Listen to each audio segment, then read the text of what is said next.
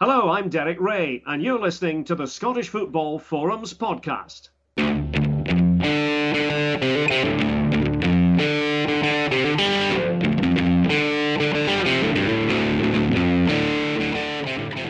Hello, and welcome to the Scottish Football Forums podcast. I'm the founder of Scottish Football Forums, Craig, and I'm once again joined by Laurie. Hello everyone. Hello Laurie, how you doing?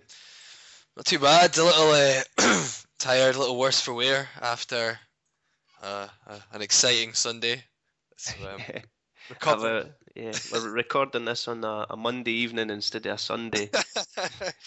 It was safer. Yeah, festivities, yeah. I thought to start off with we'd just look at the Europa League and unfortunately look at all three teams crashing out.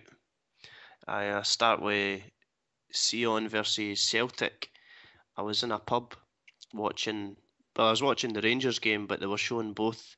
So I seen all the goals and all the incidents, and well, I think Mastorovic, he has to hold his hand up and take some of the blame. I think Celtic probably should have done more in the home leg, but getting yourself sent off within a minute. If Sion had simply scored, then I don't think it would have been such a problem. But getting sent off, having to play with 10 men for so long, it's just going to take its toll. So yeah, they went out 3-1. It was embarrassing at times in the pub. The banter that was going on, the shouting from the Rangers fans as Sion scored, the shouting from the Celtic fans as Maribor scored, and I don't know. I'm a strong believer of supporting your rivals in Europe, and it annoyed me slightly that they were rather get one up on their rivals than support Scottish teams. I think it's the same in a lot of places. So I mentioned before that it was the same at the Hearts game against Spurs when the results came in. Obviously, the Old Firm results came in, and a few people were kind of cheering that because they just don't like the Old Firm. And I would imagine there's similar things when Aberdeen, if they had a match and they heard the Rangers score coming in Europe, I imagine there'll be a few Aberdeen fans who would cheer that, and the same way, I don't know, maybe Hibs fans hearing Rangers Celtic scores. I imagine there's a lot of fans of each team who won't support other teams in Europe. In particular, maybe the Old Firm, because I suppose they're kind of separate. I think maybe if it's St Johnstone or Dundee United, people may be more open to it because if they don't have a rivalry with that team. But yeah, it's a shame because I'm the same. I like to see everyone kind of go through, and unfortunately, no one did at all. But yeah, I didn't see the Celtic game. I suppose it's that argument we were talking about, the red card, that you're better off letting someone score. I presume that it was a goal scoring opportunity and he stopped it, didn't he? I was surprised. The only thing I was surprised after, I've not seen the game, so I don't know how it went, but that Lennon was so highly praising of his team because, I mean,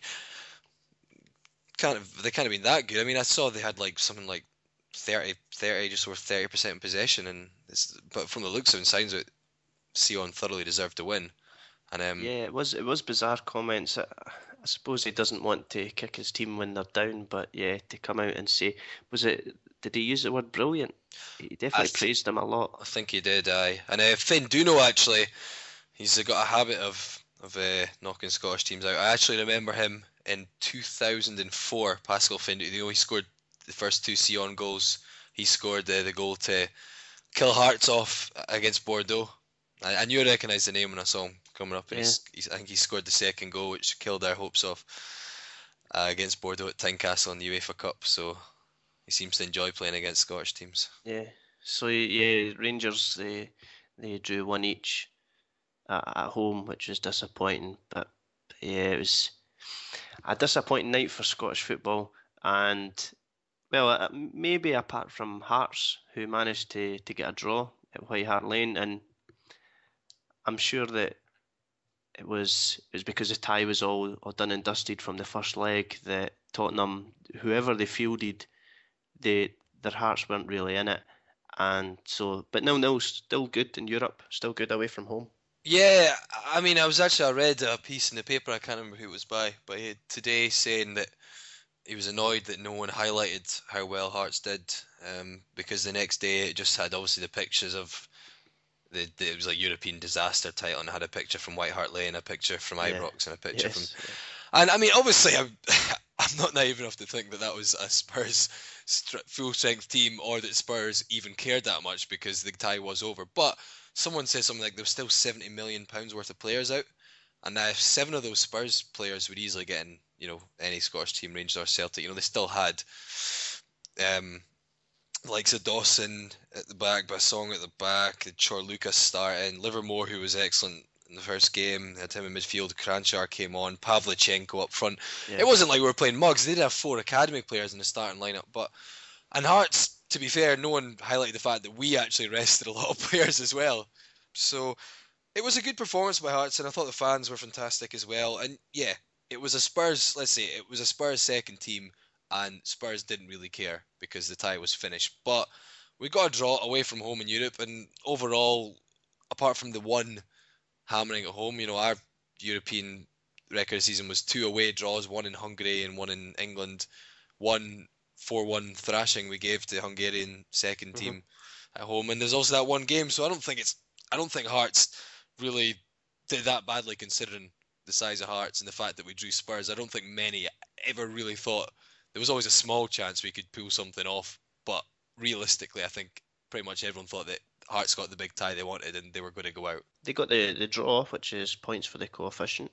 Yeah, I think I saw that we got the most coefficient points for us this year. I think possibly us and I'm trying to think. I did see the list of the points. I couldn't be sure, but yeah, I mean, the sad thing really is that neither Rangers or Celtic. Well, Hearts are the only team who actually got through a round of any competition. Yeah.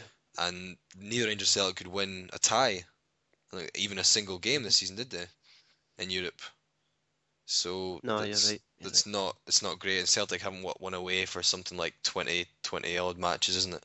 And Rangers have only won once in all European matches, and about the same, isn't it? About 20 odd matches or something. It's pretty poor. Like. So the Rangers game was 1 each, and prediction wise, well, I'd went for 2-0 to Rangers. I was a wee bit optimistic, and you were even more optimistic with 3-0. So again, totally wrong. And for the Sion versus Celtic, we both went for 1 each. Yep, both wrong. I suppose we got the Celtic goals right, but yeah. Other than that, it's wrong. The Spurs against Hearts, I'd went for 4-1. You'd went for 3-1. Yeah. So again, wrong. Yeah, I thought, even though I knew Spurs would play a weakened team, I still thought that they would have enough to kind of do us over. And then I saw that we'd rested players, and it seemed a bit bizarre that we would, I thought we would want to go out there and restore some pride, and we still did with a few players who don't really get a game much. So good for all them. But also in the week, I mean, we'll move on from the European games quickly because I think everything's been said by people. I think everyone's had their moan about Scottish football in Europe, and it didn't get any better in the week. But the League Cup happened through the week as well, and I won't go through all the games and list them all, but I mean, I'll give a good shout out to former Hearts striker, now East Fife manager John Robertson. As East Fife put out Dunfermline 2-1. Yeah, massive win for them. Great result for them, and apparently thoroughly deserved it as well. I heard both managers say that afterwards. Jim McIntyre saying the best team won. So that's really good for East Fife. In terms of the League Cup, I was going to kind of throw a topic out there, which we'll maybe revisit next week when we've heard back from people, was basically the League Cup gets a lot of stick, and rightly so sometimes. I mean, I looked through the week, and I think there was about 4,000 odd at Easter Road. The other games didn't draw in many crowds, and whilst it's quite good for lower teams, I think there was a good game. Morton St Mirren, it was a 7-goal thriller. But on the whole, a lot of the SPL teams, they don't really care about League Cup.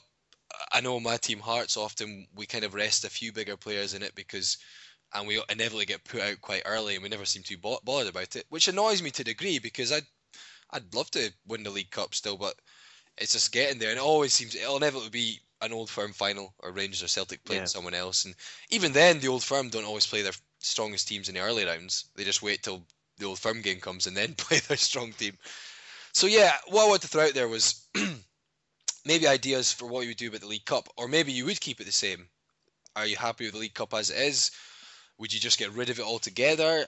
Or how would you revamp it?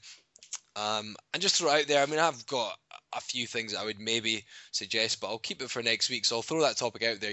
How do you feel about the League Cup? And if you felt that it should be changed or removed, then Yeah, make that comment. So I'll throw that out there in the forum, which obviously you go to scottishfootballforums.co.uk and then hit forum, and we'll try and get a discussion going on that. I think it's a good idea. I think there's been talk of a British Cup, maybe.